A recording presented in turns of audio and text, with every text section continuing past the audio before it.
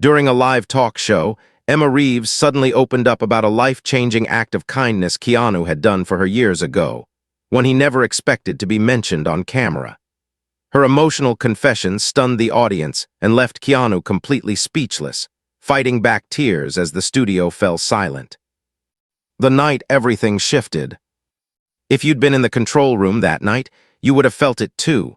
The quiet electricity that runs through a studio right before something real happens. I didn't know it yet, but I was about to watch two lives collide in a way that no scriptwriter in the building had dared to imagine. The studio lights were already warming the empty leather chairs when Keanu walked onto the set for rehearsal, hands in his pockets like he was slipping into a friend's living room instead of a prime-time show watched by millions. He shook every hand he passed, from the sound tech still taping cables to the nervous intern guarding the coffee machine. When one of the camera operators knocked over a light stand, Keanu was the first to bend down and help pick it up, mumbling an easy joke that made the whole crew laugh and breathe out. It was the same thing you hear about him all the time, but seeing it up close, it didn't feel like an image. It felt like habit. He sat on the edge of the guest chair while the host practiced his monologue, spinning a pen between his fingers, his eyes wandering over the empty audience seats. There was a heaviness in him that the cameras never quite captured, a kind of quiet that made you think of someone who'd walked through fire and decided not to talk about the burns.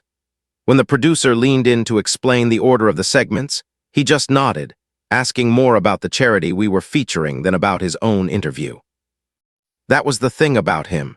He never seemed to believe he was the main event, even when his name was on every poster outside. Backstage in a cramped green room that still smelled faintly of fresh paint and cold pizza, Emma Reeves was staring at herself in the mirror like the glass was a stranger she wasn't sure she trusted. She clutched a worn leather bracelet on her wrist, the kind that looked like it had survived more than one lifetime. Her dress was simple but elegant, bright enough to fight the shadows under her eyes, the kind that came from too many sleepless nights. I'd been assigned to keep an eye on her, make sure she didn't run before the surprise segment started, and honestly, she looked like she might. "You okay?" I asked, trying to sound casual as I set a bottle of water on the table beside her. Her laugh was soft and brittle at the same time. "Is anyone okay 5 minutes before they change their life on live TV?" she said, then caught herself. "Sorry, I joke when I'm terrified." She had told us only the basics when the segment was pitched, that she had a story about Keanu Reeves, that it involved a night, a hospital, and a decision that had rewritten the course of her future, that she'd kept his last name not because they were related, but because of what he'd done. She had been very clear about one thing: he could not know she was coming. No advance briefing, no pre-interview, no hint at all. If he refused, if he walked off, we'd cut to an emergency filler segment and pretend it never happened. But she believed something good would come out of it if he heard her out. Emma took a breath that sounded more like a shiver. "Do you think he'll remember me?" she asked, eyes still locked on the mirror. I hesitated. "You said it was years ago. He's met a lot of people since then." She nodded slowly. "Yeah, I know, I remember every second of that night, every sound, every smell, his face when he told me I'd be okay. I remember the way his hands were shaking, even though he was trying so hard to look calm. It's strange, right? For him, it might have been just," she snapped her fingers. "A moment. For me, it was the moment, the one that split my life in two." The stage manager's voice crackled over the intercom in the hallway, counting down to the start of the show. The audience's roar seeped through the walls, distant but hungry. Out on set, the host launched into jokes, the kind that skimmed over the surface of people's worries without really touching them. Emma closed her eyes and leaned back in her chair like a boxer in the corner of the ring, waiting for the bell. I wanted to ask more, to know what exactly had happened between her and Keanu, but there was something fragile in her silence that made me swallow the question. This wasn't my story. I was just the witness. The first segment flew by in a blur of laughter and applause. Keanu told a story about a stunt gone wrong on set, a runaway motorcycle, a rain-slick street, a last-second jump that left him sprawled on the asphalt, laughing while everyone else panicked. The audience loved it, but what stuck with me wasn't the action. It was the way he kept slipping in praise for the stunt team, for the crew, insisting that they were the real heroes. When the host tried to steer the conversation toward his tragedies, the losses that tabloids fed on, Keanu gently nudged it back toward gratitude, talking instead about people who had helped him climb out of the darkest seasons of his life. Behind the curtain, Emma watched from a small monitor, her fingers digging into the arm of the folding chair. Every time he smiled, her eyes softened. Every time he deflected praise, her jaw tightened, like she was fighting with two different parts of herself. One that admired him, and one that still carried the weight of what he'd done without him knowing it. When the screen cut to commercial, her shoulders dropped as if she'd been holding her breath through the entire interview. The floor manager appeared at the green room door, headset slightly askew, clipboard in hand. "Emma, you're on right after the next ad break," he said. "We'll walk you to the wings, then the host will call you out. Remember, it's live, so just speak from the heart." Emma stood up, her knees wobbling just enough for me to notice. She smoothed her dress with trembling hands, then took that old bracelet and kissed it once like it was some kind of promise.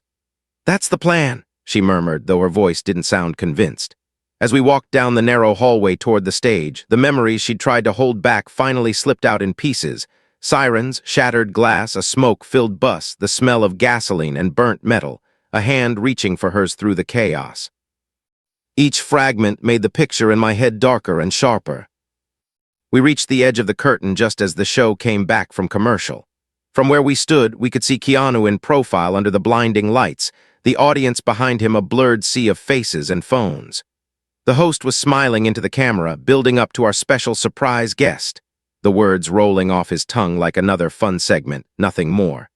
But beside me, Emma's breathing turned shallow, every inhale a battle. She wiped her palms on her dress, then whispered so quietly I almost missed it. "This is for him, but it's also for the girl I used to be, the one who thought she wasn't going to make it out." The host glanced at the cue cards, then at Keanu. "Now, Keanu," he said lightly, "we have someone here who says you changed her life in a way you probably don't even remember. She insisted on surprising you tonight. Her name is Emma Reeves." The moment the last word left his mouth, I saw something shift in Keanu's eyes. His easy smile faltered, not much, just enough for the trained live TV mask to crack. His head tilted as if he'd heard a distant echo. "Reeves." The audience clapped, expecting another feel-good fan story, another quick laugh. But Keanu's fingers tightened around the arm of his chair, the knuckles turning white as he stared toward the dark space just beyond the spotlights, where Emma stood frozen beside me. The floor manager gave us the signal and the curtain began to move, opening a path from the shadows to the stage. Emma took one step forward, then another, the roar of the audience swelling around her like a wave. Just before she crossed into the light, Keanu's gaze locked onto her silhouette, and I watched the color drain from his face, as if in that split second he recognized something, or someone, from a night he'd tried for years to forget. "The girl from the fire." Emma stepped into the light like someone walking out of a dream they weren't sure they wanted to wake from. The applause washed over her in a bright, clapping wave, but from where I stood in the wings, I could see her eyes fixed on only one person. Keanu had risen from his chair out of pure reflex, the polite thing to do, but now he just stood there, shoulders slightly tense, searching her face as if there was a word written on it he was trying to remember. Up close, the resemblance in their last names felt like a trick. She was younger, softer around the edges, but there was a familiar stillness in the way she held herself, a quiet that didn't come from shyness, but from having lived through more nights than she wanted to count. When she reached him, she hesitated for half a heartbeat, then offered her hand. He ignored it and pulled her gently into a brief, awkward hug instead, like his instincts outran his understanding. "It's good to meet you," he said as they sat, his voice warm but cautious. "Or meet you again, I guess." The audience laughed, easy and unbothered, but Emma's fingers twisted together in her lap. The host leaned forward, sensing his moment. "So, Emma," he said, flashing his practiced grin at the nearest camera, "you told us backstage that Keanu here changed your life in a way he probably doesn't even remember. How did that happen?" Emma turned toward the crowd, then back to Keanu. For a second, she looked like she might bolt. Instead, she sucked in a breath, shoulders lifting, and when she spoke, her voice shook but didn't break. "We met," she said, "in the middle of a street full of broken glass."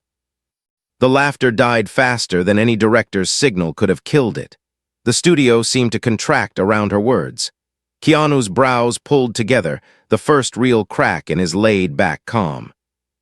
"It was about 14 years ago," Emma went on. "Downtown, late. There was a bus, it hit a car and spun out. I was on that bus." She paused, eyes glittering under the lights. You were just riding past on your bike." Keanu's mouth parted slightly. I saw his gaze drift somewhere far beyond the cameras, past the walls, back into a night he'd filed away as one more quiet thing he'd never talk about in interviews. Nobody at the time had known he was there. He'd made sure of that. On the big screen above the set, the director cut to a close-up of Keanu's face. You could see the moment the memory snapped into focus. A screech of metal, the smell of fuel, a tangle of voices in the dark. His hand unconsciously went to his left shoulder, fingertips brushing the place where a scar hid under his jacket.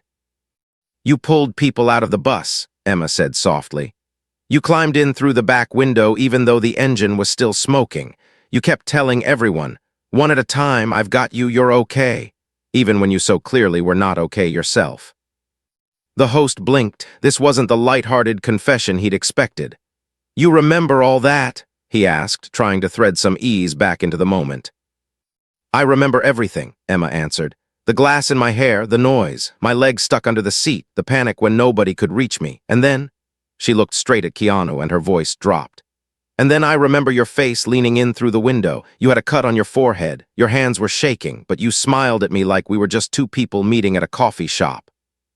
The audience was silent now, those thousands of small screens pointed at them like unblinking eyes. Keanu exhaled slowly, almost in disbelief. I didn't know you were, I remember you were scared. You didn't just help me out," she said, gently cutting him off.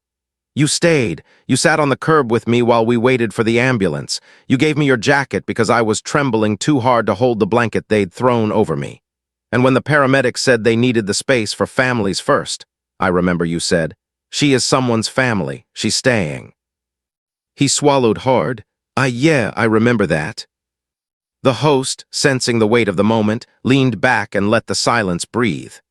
Somewhere in the control room, a producer was probably panicking about pacing, but nobody in the studio cared. There was something in the air now that no edit could manufacture. Emma's lips curved into a small, almost disbelieving smile. "You probably thought that was it, that we'd never see each other again, that you were just doing the right thing and then going back to your life." "Pretty much," Keanu admitted, voice low.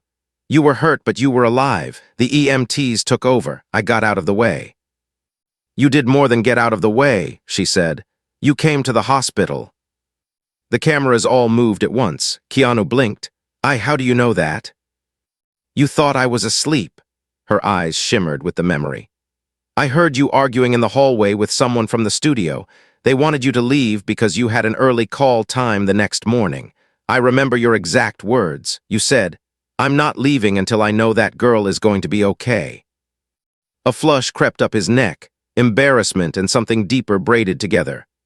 I don't remember arguing," he muttered, half to himself, and the audience chuckled softly, easing the tension by a fraction. Emma laughed too, a short, watery sound. "You also don't remember what you told me when you thought I couldn't hear you." She leaned in, elbows on her knees, pulling the whole room with her. "You took my hand right there in the ER and you said, 'Listen, this is not where your story ends. One day you are going to be the person pulling somebody else out of the fire. I promise.'" The words hung between them like a cord still vibrating. Keanu stared at her, searching, as if willing a younger version of himself to step forward out of the fog and prove that he'd really said that. After a long beat, he exhaled, a small, stunned laugh escaping him. "That sounds like something I'd say," he admitted, eyes damp. Emma nodded. "It was everything to me." The host finally spoke up, his voice softer than before. "So that's why you're here, to say thank you." Emma kept her gaze on Keanu. "I am here to say thank you," she said. "But I'm also here because you need to know what that promise did to my life. And there's one more thing you don't know about that night." Keanu's fingers tightened together. "What's that?" She inhaled, nerves flickering back across her face like passing shadows. When she spoke again, Her voice trembled in a way it hadn't before, raw and unguarded. "I wasn't just some unlucky girl on her way home," she said. "I was on that bus because I had given up on everything, including myself. Keanu, that night before the crash, I wasn't sure I wanted to be alive at all." The promise. The temperature in the studio seemed to drop 10 degrees. Even from the wings I could feel it, the collective tightening, the way hundreds of lungs forgot how to breathe at the same time. The applause sign above the audience stayed dark. Nobody would have obeyed it anyway. On the monitors, the camera framed Emma in a tight, merciless close-up. She blinked once, let the vulnerability stay, and went on. "I'm okay now," she added quickly, as if she could feel every worried mind leaning toward her. "Really, I am. I'm so grateful to still be here. But back then I was 19, angry at the world, and stupid enough to believe that the only way to stop hurting was to stop existing." She swallowed. "I got on that bus because it was going anywhere that wasn't my life." Keanu sat very still, elbows on his knees, hands clasped. The host glanced at him, then at Emma, clearly out of his depth but wise enough not to cut in. What was supposed to be a feel-good surprise had turned into something much heavier, but also much truer. Emma's voice softened, smoothing out some of the jagged edges. "I grew up in a house where shouting was normal and silence was worse. My dad drank more than he talked. My mom worked 3 jobs and still came home to bills that didn't make sense. By the time I was 15, the only thing I was good at was running out the door, out of school, out of any place that made me feel small. I bounced between couches, bad boyfriends, worse jobs.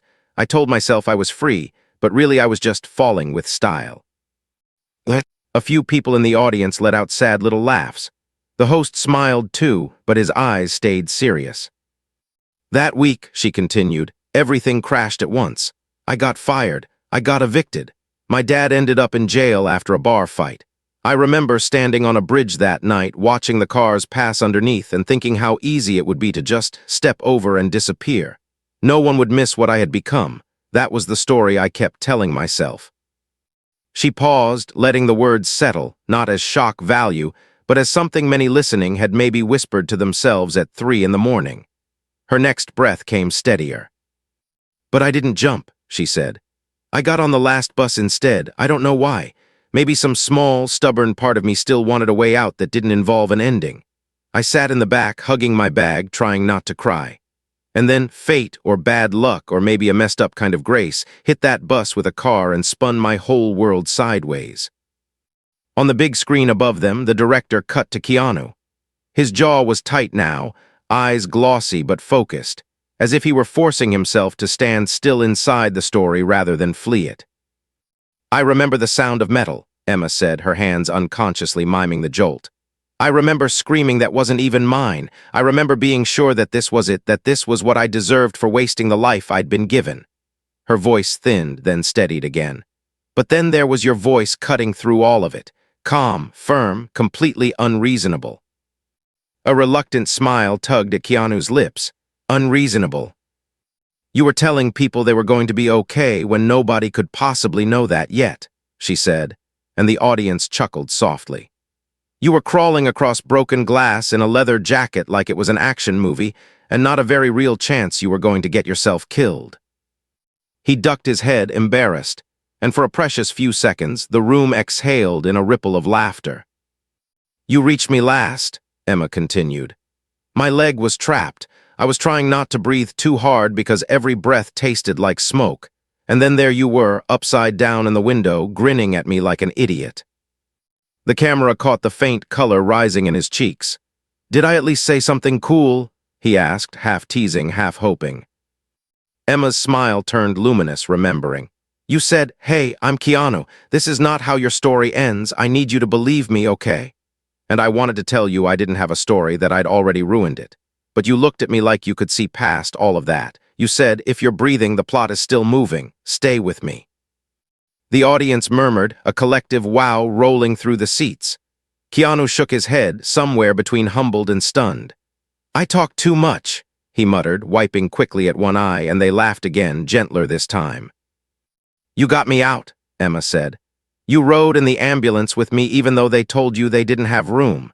You squished yourself into that tiny space and kept talking the whole way, telling stupid jokes about hospital food and the worst movie stunts you'd ever tried. You were bleeding through your shirt, but you kept insisting you were fine because I was. He stared at her. You remember all that? I remember every word, she replied. Because nobody had ever stayed before. People always left when things got hard. You stayed in that hard, ugly moment with a stranger you didn't owe anything to. And then in the ER, when you thought I was asleep, you said that thing. She squeezed her hands together around the memory. You said, one day you're going to pull someone else out of the fire. That's how you'll say thank you for surviving. The studio was so quiet you could hear the soft whir of the cameras repositioning. Keanu exhaled, the breath shuddering. I honestly didn't think you heard any of that, he said. I thought you were out. I heard enough, she said. Enough that when I woke up alone in that hospital room the next morning with no family there and no job and no plan and this stupid, painful miracle of a second chance, I had a sentence to hold on to. This is not where your story ends. She leaned back slightly, a new steadiness lighting her features, the brightness of someone talking about scars that no longer controlled them. So I made a deal with myself, she said. If I was going to stay alive, I had to make it mean something. I had to become the kind of person who would do for someone else what you did for me. I went back, got my GED in night school, then studied emergency medicine. I worked double shifts, slept on buses, patched things up with my mom one shaky phone call at a time. Every time I wanted to quit, I'd hear your voice in my head telling me the plot was still moving. The host finally found his words, his voice hoarse. And did you keep that promise? Did you pull someone out of the fire? Emma's eyes glistened with a complicated tenderness. More than one, she said. Car wrecks, overdoses, kids who thought nobody saw them. I've lost some too, that's part of it. But the first life I really saved, the first one that changed everything, that was the hardest. She turned back to Keanu, her fingers resting lightly on the old leather bracelet around her wrist. What you don't know, she said quietly, is that the first person I pulled out of the fire because of you was the one who hurt me the most. And that choice, that moment, is the reason I changed my name to Emma Reeves, and the reason I had to come here tonight.